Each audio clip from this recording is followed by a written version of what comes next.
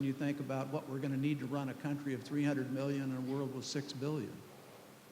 You see, I think our jobs are kind of structural engineers. We are to design structures to change this culture that is turning people off after they're in our midst for 5 to 7 years. And in order to design that new culture, you're going to have all the participants design it. The children, the teachers, because that's where your unit of change is in teaching and learning. And they won't work in a building that has a bad leader. They'll find a way to work around it, cocoon it, or get out of it.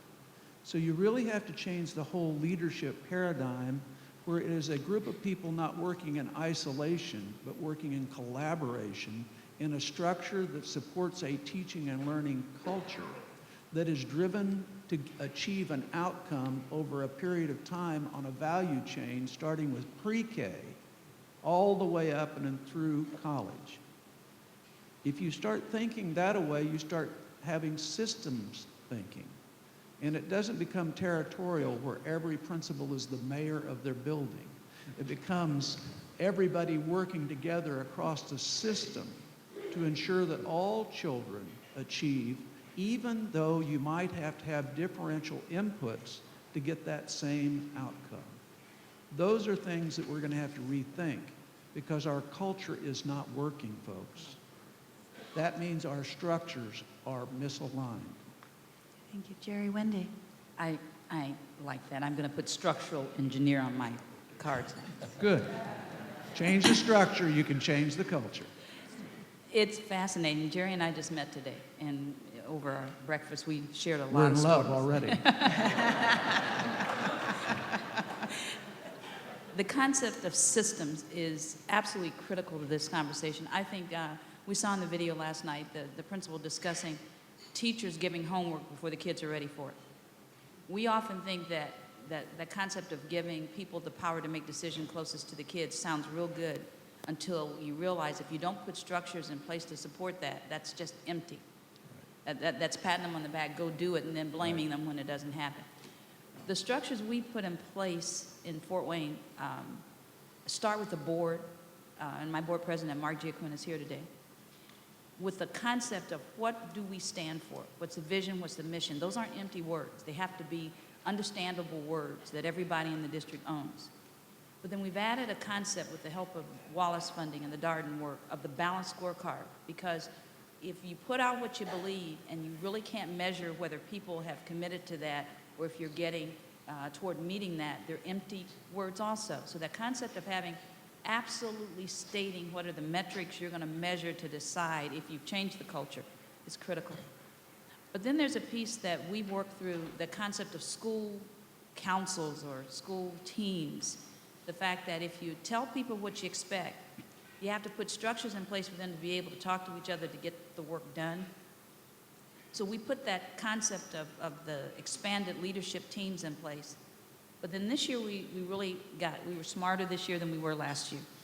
That's good. Because all of the systems and all of the words and all of the philosophies don't mean a thing if people can't actually put it into operation. So we're looking at this model of data-informed. I didn't say driven, I said informed decision-making, and it's based on 5 simple questions. Number 1, and this is the principal and the teacher and even the kids, the students in the classroom. Number 1, I understand the results.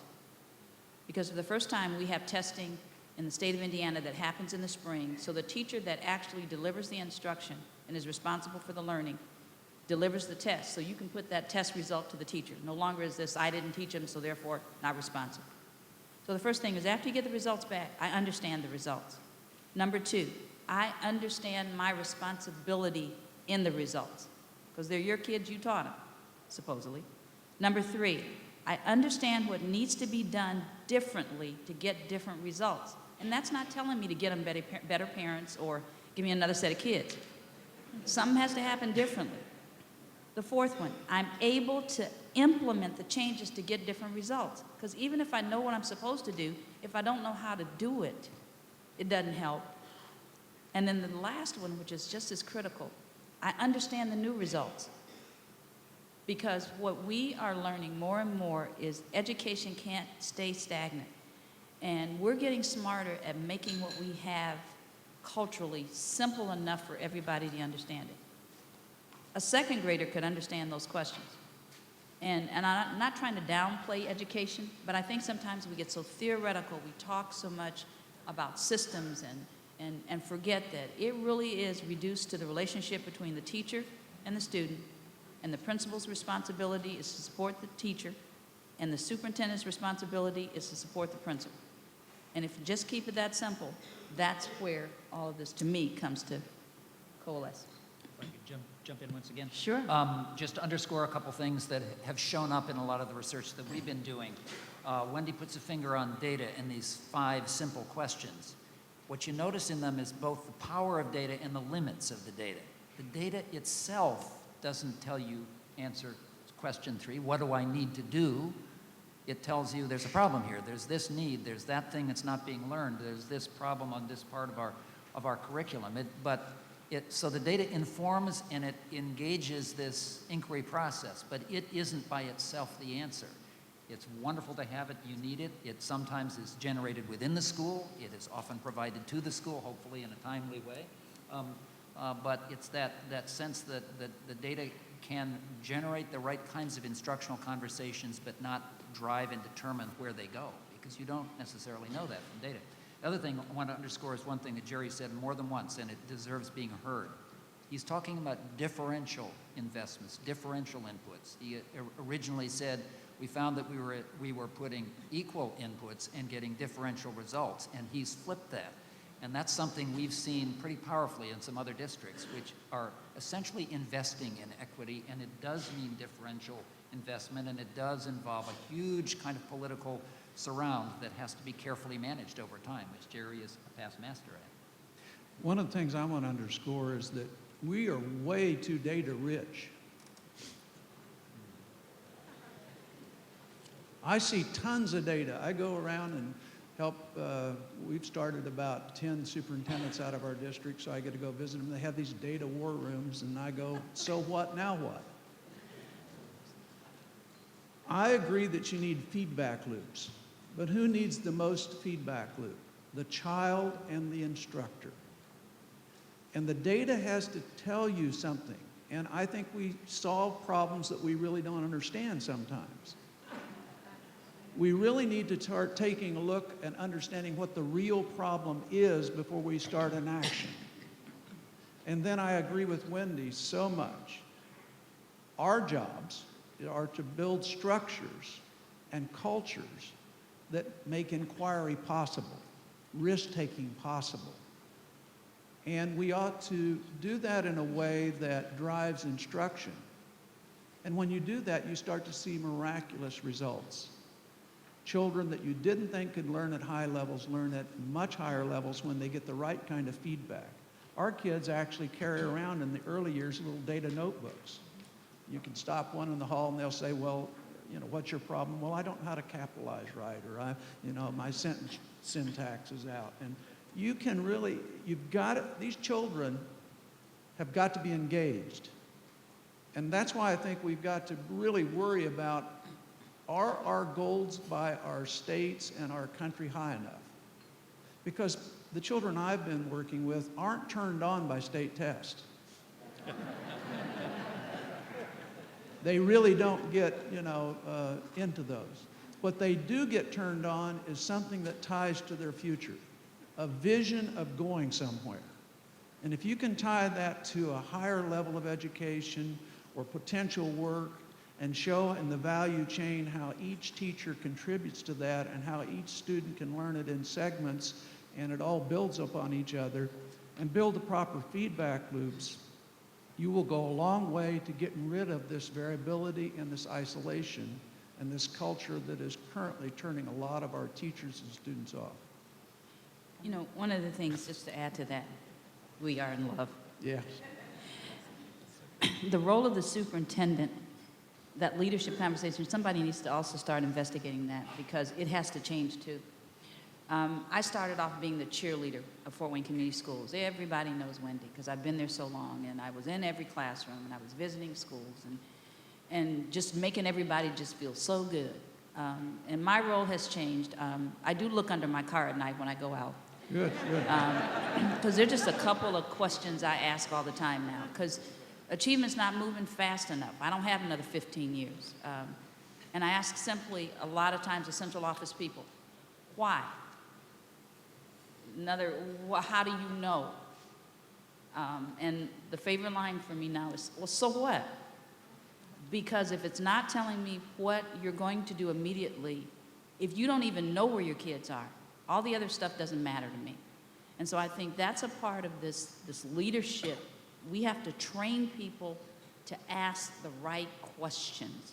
Because what we've done in America and why our standards aren't high enough, is we have trained people to be masters at telling us as superintendents and governors and state chiefs, schools officers, exactly what we want to hear, so that we feel that we have done our jobs. And until you get it down to making people uncomfortable with their answers, I really don't want people to be happy to see me. You know, I want people to know that I really don't want to see your room decorations. I want to see, do your kids even know what standards you're teaching them today?